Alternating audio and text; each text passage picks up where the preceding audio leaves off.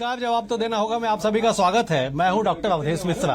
आज छत्तीसगढ़ सरकार ने एक ऐसा निर्णय लिया जिस निर्णय के बाद सूबे में जो सियासत है वो बेहद ही तेज हो चुकी है। दरअसल राज्य सरकार ने निर्णय लिया कि पिछली सरकार में जारी भू आवंटन, भू व्यवस्थापन के जितने परिपत्र थे सबको निरस्त कर दिया गया है और जितने भी आवंटित है उनके अगर कोई आपत्ति है तो उसके लिए नियत तय कर दी गई है, उसके लिए व्यवस्था तय कर दी गई है कि संभाग आयुक्त पूरे मामले की सुनवाई करेंगे। सरकार के इस निर्णय के बाद सूबे में सियासत तेज हो चुकी है। आज इसी विषय पर चर्चा करेंगे, लेकिन उससे पहले देख लीजिए ये खास रिपोर्ट। छत्तीसगढ़ में विष्णुदेव साय कैबिनेट की अहम बैठक हुई। इस बैठक में कई फैसलों में सरकार ने मुहर लगा दी। इसी में से एक फैसला भूमि से जुड़ा हुआ है, जिसके अनुसार साय कैबिनेट ने पिछली सरकार के बड़े फैसले को पलट दिया।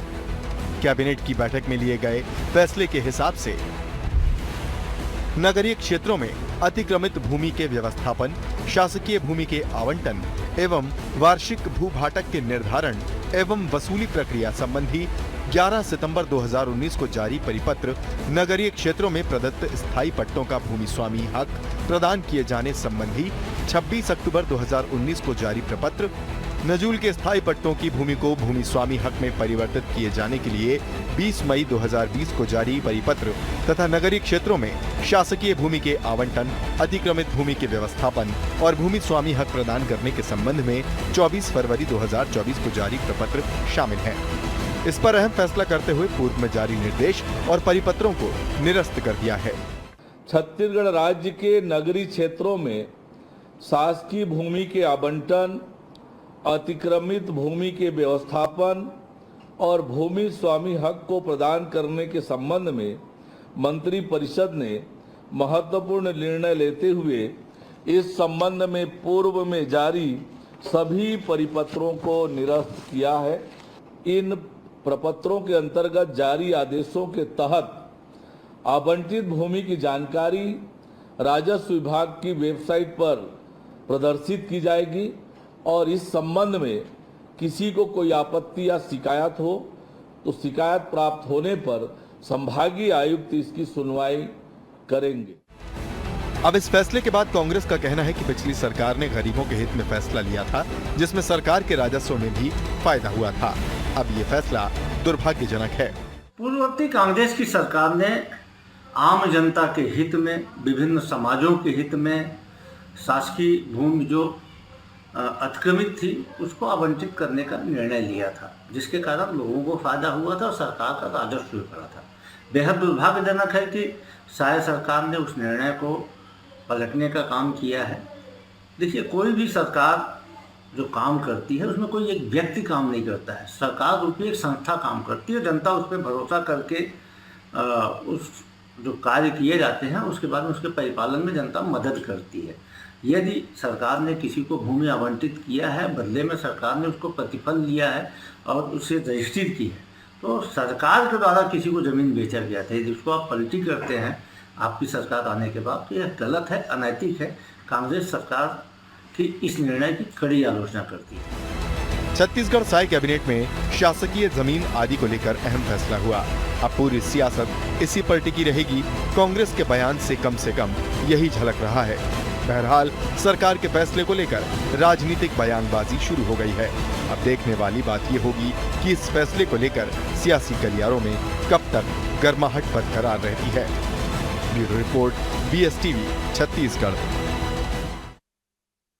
सुना कि सरकार के इस त्वरित निर्णय पे त्वरित सियासत जो है वो सूबे में अब बलवती हो रही है। आज इसी विषय पे चर्चा कर लेंगे। 3 बेहद ही खास मेहमान हमारे साथ जुड़े। मेहमानों का तारुफ आपसे करा देता हूं। बीजेपी की ओर से डॉक्टर नवीन मार्कंडे जी हैं, आप पूर्व विधायक है, वरिष्ठ नेता है, और सबसे बड़ी बात ये कि सरकार ने जो आज निर्णय लिया उस पूरे घटनाक्रम कह लीजिए, पूरे निर्णय के पीछे इनकी एक बड़ी भूमिका है, क्योंकि ये कोर्ट तक गए, PIL इन्होंने लगाया, उस PIL पे निर्णय भी हुआ, उस पर भी आगे बातचीत कर लेंगे। नवीन जी, आपका बहुत स्वागत है। कांग्रेस की ओर से अमित श्रीवास्तव जी है, वरिष्ठ अधिवक्ता है, वरिष्ठ नेता है, कांग्रेस के प्रवक्ता है। अमित जी, आपका बहुत स्वागत है। बतौर राजनीतिक विश्लेषक वरिष्ठ पत्रकार डॉक्टर अनिल द्विवेदी भी हमारे साथ है। सूबे की सियासत पे आपकी पैनी नजर होती है। अनिल जी, आपका भी बहुत स्वागत है। नवीन जी, मैं चर्चा की शुरुआत आपसे करता हूं। सरकार ने आज निर्णय ले लिया कि सारे परिपत्र, मतलब पिछले कांग्रेस सरकार के जो परिपत्र थे भू आवंटन को लेके, व्यवस्थापन को लेके, भू स्वामित्व को लेके, उन सारों को निरस्त कर दिया गया है। क्या इसका असर होगा? देखिए, जो छत्तीसगढ़ सरकार ने जो निर्णय लिया है वो स्वागते हैं, क्योंकि इसलिए ये स्वागते हैं क्योंकि छत्तीसगढ़ की जो लोक महत्व या लोक आवश्यकताओं की जो भूमि थी, जिसको पिछली सरकार ने जो है आवंटन कर दिया था, जो अतिक्रमित लोग हैं उनको, या फिर अपने राजस्व बढ़ाने के लिए उसको झूठा अतिक्रमित बताकर उसी को आवंटन करना, और इस तरह से जो खेल खेले थे, जिससे कहीं न कहीं भविष्य में जनता के लिए जो जन सुविधा की जो व्यवस्था बनाना था, चाहे स्कूल, कॉलेज, हॉस्पिटल या अन्य ऐसे कोई लोक महत्व या आवश्यकता की जो जनता के लिए हम सरकार डेवलप करती, ऐसे जगह पर वो जो है आम नागरिक को या किसी रसूखदार व्यक्ति को आवंटन करने से ये जनता का हक मारा जा रहा था। और जब मान लो अगर वो आवंटित होता और कल की रोज जब सरकार को किसी आवश्यकता पड़ती, तो ऐसे समय पर या तो सरकार ठगा सा महसूस करते या तो फिर अधिक दामों पर उसी जमीन को वापस खरीदना। ठीक है नवीन जी, मैं लौटूंगा आपके। मैं जब अमित जी का रुख कर लेता हूं। अमित जी, अगर किसी भी सरकार के किसी निर्णय को पलट दिया जाए तो साहब सवाल नियत पे उठेगा, और सियासत में सवाल नियत पे उठ रहा है कि आपकी सरकार की नियत ठीक नहीं थी, इसलिए मौजूदा सरकार को नियम को बदल दिया गया, परिपत्र को निरस्त कर देना पड़ा। क्या कहेंगे? देखिए, जब से ये सरकार आई है, अगर आप देखेंगे तो कभी ये नाम बदलती है, कभी ये फैसले बदलती है, और मुझे लगता है कि जनता सारी चीजों को बहुत ही माइन्यूटली ऑब्जर्वेशन में रख के सारी चीजों को देख रही है। देखिए, हमारी सरकार ने जब सामाजिक आवेदन आते थे भूमि आवंटन के लिए, और सामाजिक परिप्रेक्ष्य में कि सामाजिक लोग मिले, अपना भवन बनाए, और उसी परिप्रेक्ष्य में हमने देखा जब समाज के लोग मुख्यमंत्री जी से मिलते थे, हमारे नेताओं से मिलते थे, तो एक मांग रखते थे कि हम आप जमीन अलॉट कर दीजिए और हम भवन अपना बनाएंगे। तो उसी परिप्रेक्ष्य में हमने सामाजिक संगठनों को जमीन दिया था। लेकिन मुझे एक चीज समझ में नहीं आ रही है कि ये कहते हैं ना, साएं साएं वाली सरकार नहीं है, आए बाएं वाली सरकार है। इसे खुद समझ में नहीं आ रहा है कि इसे करना क्या है, और यही पीड़ा, वेदना और तकलीफ है छत्तीसगढ़ की जनता की, 3 करोड़ जनता की, कि लगातार अगर आप देखेंगे तो ये सरकार, इनको समझना पड़ेगा अवधेश जी कि जनता जो है वो काम करने वाली सरकार को पसंद करती है, कांड करने वाले को नहीं। लगातार अगर आप देखेंगे तो ये सरकार सिर्फ निर्णय बदलने का, नाम बदलने का, अरे आप अच्छा काम करिए, हम 3 करोड़ जनता आपके साथ है। लेकिन जिस प्रकार से विद्वेष को कार्य करके कि सरकार ने वो किया है, उसका क्रेडिट सरकार को मत जाए करके कहीं ना कहीं उस निर्णय को बदलना, मुझे लगता है बहुत ही दुर्भाग्यजनक है। क्योंकि हमने अपने लिए तो किया नहीं था, प्रदेश की जनता के लिए किया था, उनकी मांगों के अनुरूप किया था। उन्हें लगता था कि हमारी अपनी सरकार है, हम जो चाहते हैं सरकार वैसा करती है। लेकिन अब इस सरकार ने किसके दबाव में आके निर्णय किया है, पलटा है, मुझे समझ में नहीं आता। लेकिन ये बहुत दुखद निर्णय है। ठीक है अमित जी, मतलब दरअसल आप सुप्रीम कोर्ट के जाने माने अधिवक्ता हैं, आप कानून की भाषा को बहुत बेहतर समझते हैं, सियासत के भी माहिर खिलाड़ी हैं। आप आज कांग्रेस के नजरिए से जवाब दे रहे थे, जो अमित श्रीवास्तव की स्पेशलिटी है वो कहीं छुप गया आपके आज जवाब में। मैं लौटूंगा। कांग्रेस ने केवल सामाजिक संगठनों के लिए नहीं, कहां पे व्यक्तिगत लाभ के लिए भी काम किया था? नवीन जी इसका जवाब देंगे क्योंकि वो पिटिशनर है, वो कोर्ट तक लड़े हैं। मैं एक बार अनिल जी का रुख कर लेता हूं। अनिल जी, सामाजिक, व्यक्तिगत, अतिक्रमित, आवंटन, व्यवस्थापन, राजस्व की तमाम भाषाएं हैं। एक सरकार के निर्णय को पलट देना, परिपत्र को निरस्त कर देना, और उसके बाद उस पर सियासत होना, कैसे देखते हैं आप? देखिए, सबसे पहले तो पूर्व विधायक नवीन मार्कंडे जी को बधाई कि उन्होंने ये पिटीशन दायर की। फैसला जो भी आया हो वो तो समीक्षा का विषय है, लेकिन कोई पिटीशन यदि दायर करता है किसी समाज और देश को लेकर के तो और जीतता है तो बधाई स्वाभाविक है। देखिए, कांग्रेस की भूपेश बघेल सरकार का ये फैसला हुआ था, उसमें उन्होंने ये तय किया था कि नजूल की जमीनें हैं, शहर के बीचों बीच यदि खाली पड़ी है और कोई समाज उसे मांग रहा है तो उसे देने में क्या हर्ज है, आखिर वो समाज के काम ही आएगी, इसमें कोई व्यक्ति विशेष वाली बात तो थी नहीं। लेकिन ऐसी बहुत सी जमीनें सरकार ने उसका जो मालिकाना हक था वो समाजों को दिया। मैं बहुत सारे नाम ले सकता हूं लेकिन वो लंबा विषय हो जाएगा। लेकिन ऐसा क्यों किया था भूपेश बघेल ने? दरअसल उसके पीछे भी उनका हेतु अच्छा ही था। देखिए, आपको याद होगा कि भूपेश बघेल सरकार राजस्व से बहुत ज्यादा जूझ रही थी, पैसे का क्राइसिस था, खजाना खाली था। तो ऐसे समय में आप क्या करेंगे? टैक्स आप बढ़ा नहीं सकते, जनता के ऊपर बहुत ज्यादा बोझ हो जाता। तो सरकार ने ये सोचा, कांग्रेस सरकार ने, कि इन जमीनों को यदि हम निकालेंगे, जो करोड़ों की बेशुमार जमीनें थी, उनको यदि देंगे तो इससे सरकार के राजस्व का खजाना भी भरेगा। एक तो पहला उद्देश्य ये था। दूसरा उद्देश्य ये था कि कब्जाधारियों का कब्जा ना हो जाए, अतिक्रमण ना हो जाए, बड़े बड़े भूमाफिया उसको कब्जा ना कर लें। इससे बचाने के लिए ज्यादा अच्छा है कि किसी समाज को दे दी जाए। कोई साहू समाज हो सकता है, ब्राह्मण समाज हो सकता है, ऐसे बहुत से दर्जनों आवेदन आए जिसको लेकर के उन्होंने जमीनें दी। लेकिन नवीन मार्कंडे ज्यादा अच्छे बताएंगे कि क्या इसके पीछे कुछ व्यक्तिगत खुन्नस भी निकाली गई। मुझे याद है कि सड्डू जैसे इलाके में इतने कब्जे हो गए थे अवैध, क्योंकि सरकार ने कह दिया था कि नजूल की जमीन हम दे सकते हैं। तो बहुत से नेता भी, मैं नाम नहीं लेना चाहूंगा, बहुत से नेता नुमा जो कब्जा करते हैं, उन्होंने उन जमीनों पर निगाह गाड़ी। उसके बाद उन्होंने आवेदन दिया कि हम इसे चाहते हैं, और सरकार ने उन्हें कौड़ियों के दाम पे दे दिया।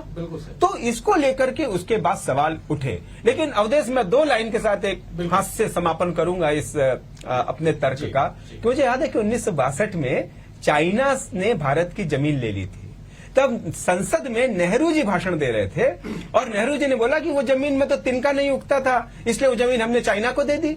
तो राम मनोहर लोहिया सामने खड़े थे, उन्होंने बोला, नेहरू जी आपके सर पे एक भी बाल नहीं उगते हैं, क्या इसे भी चाइना को दे देंगे या दूसरे को दे देंगे? तो बात हास्यास्पद है, लेकिन इस मायने में उपयोग करने लायक है कि किस जमीन का कितना उपयोग हम कर सकते हैं, उसके हिसाब से पॉलिसी बनानी चाहिए। बहुत से ऐसे मैदान थे जो खेल के काम आ सकते थे, खेल के मैदान खत्म हो चुके हैं। अगर वो मैदान बने रहते तो आज युवा की जो नई पीढ़ी है, नए स्कूल के लोग हैं, उन स्कूल मैदानों में खेल सकते थे, बजाय वो अपने व्हाट्सएप में खेलने के। ठीक है, बिल्कुल आपने सही कहा। मैं नवीन जी का रुख करूंगा। दरअसल पिछली सरकार ने सरकार के काम नहीं आने वाले, नेचुरल वाटर बॉडी को डिस्टर्ब नहीं करने वाले और सड़क में बाधित नहीं होने वाले, मतलब सड़क के बीच में नहीं आने वाले उन तमाम शासकीय जमीनों के लिए, उनके कब्जेदारों के लिए, दावेदारों के लिए 150% गाइडलाइन के दर पे निर्धारित की कि साहब आप 150% के दर से आप भुगतान कीजिए, वो जमीन आपकी। नवीन जी, कांग्रेस कह रही है कि साहब हमने तो केवल सामाजिक संगठनों को जमीन दिया।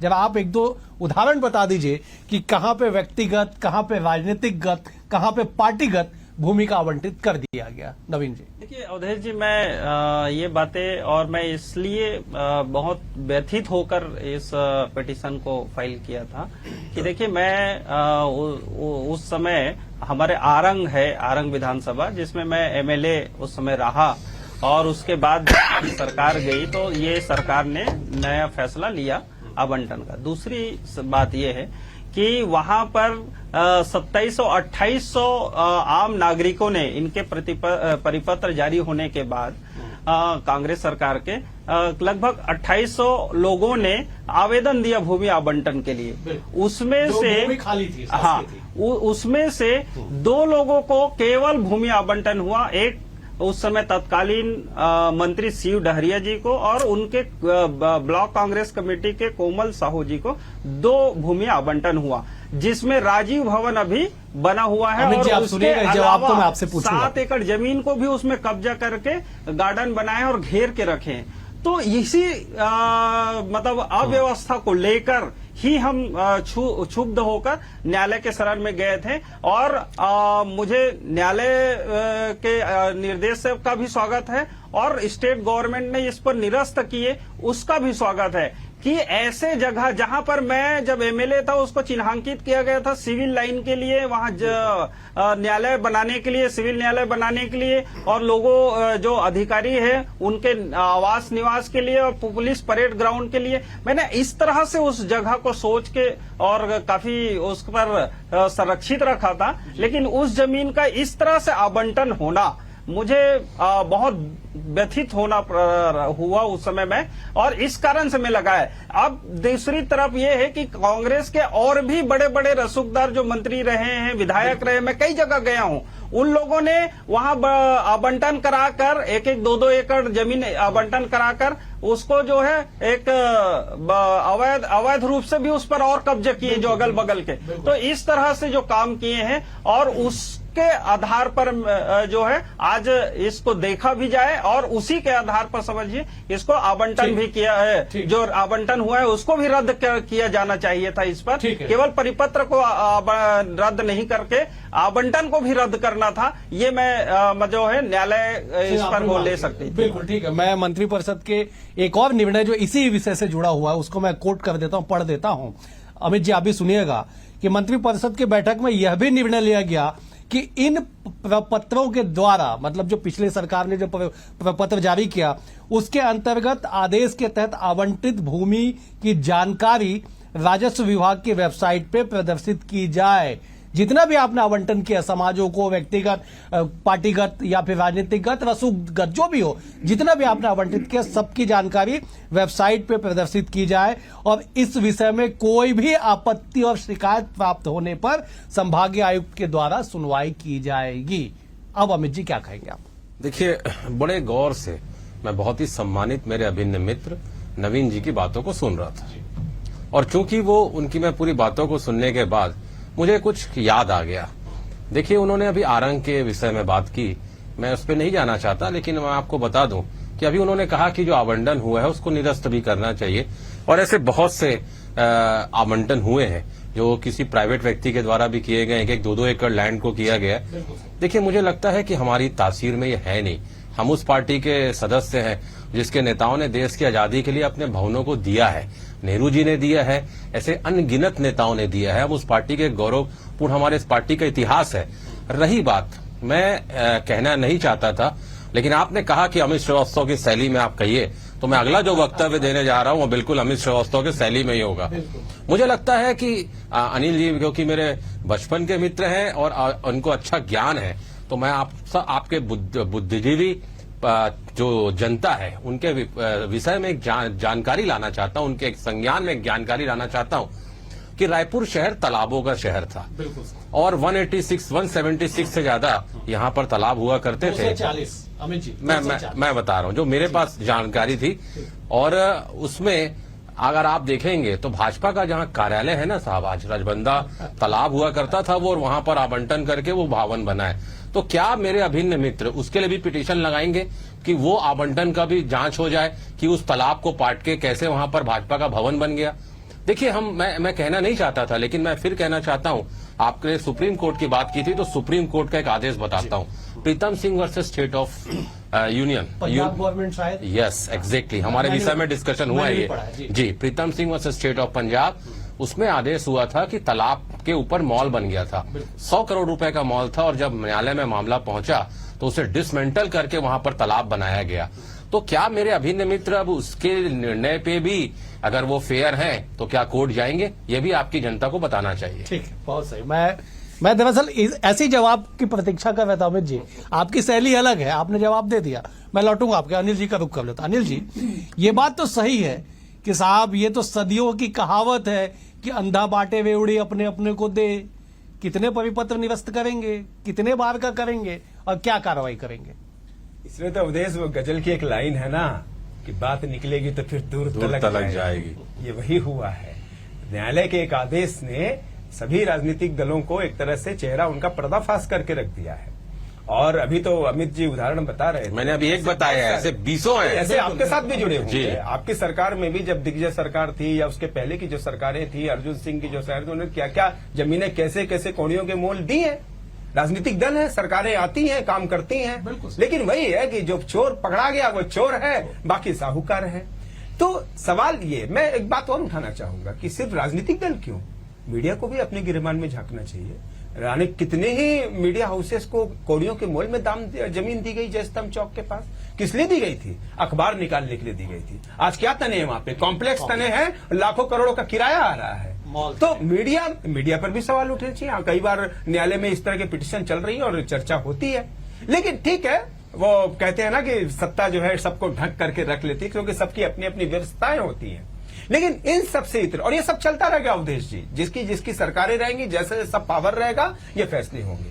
और ऐसा नहीं कि बीजेपी ने इसका खामियाजा नहीं भुगता है। आपको याद होगा अवधेश जी, रमन सरकार का अंतिम कार्यकाल था, 1500 वर्ग फुट की जमीन की रजिस्ट्री को दी गई थी। छोटे प्लॉट। अमित शाह जानते होंगे इस केस को। क्यों किया भाई आपने ऐसा? आम आदमी 1500 की वर्ग फीट की जमीन की रजिस्ट्री भी नहीं करा सकता। और ठीक है, रमन सरकार ने बहुत अच्छे काम किए होंगे, इसलिए 15 साल उनको मौका मिला, लेकिन एक फैसले ने जनता ने नापसंद किया। और कह सकते हैं कि अगर सरकार विदा हुई 2018 में, तो वो एक बड़ा कारण था कि आपने छोटी छोटी जमीन की रजिस्ट्री रुकवा दी थी। तो कोई भी सरकार जब अतिवादिता करेगी, अब भूपेश सरकार को खामियाजा भुगतना पड़े ना कि आपने औने पौने में दाम में जमीन दे दी, जनता ने बोला ये गलत फैसला था।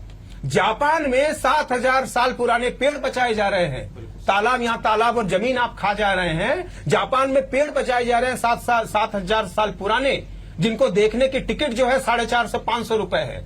क्या इन संपत्ति को हम जमा नहीं कर सकते? मैंने पहले भी कहा कि राजधानी में बहुत से खेल मैदानों की कमी है। अभी कांग्रेस की सरकार, कांग्रेस की नगर निगम में सरकार है, एक फैसला तो होते होते रह गया कि वहां भैंसथान की जमीन जो है बिकते बिकते रह गई कौड़ियों के मोल में।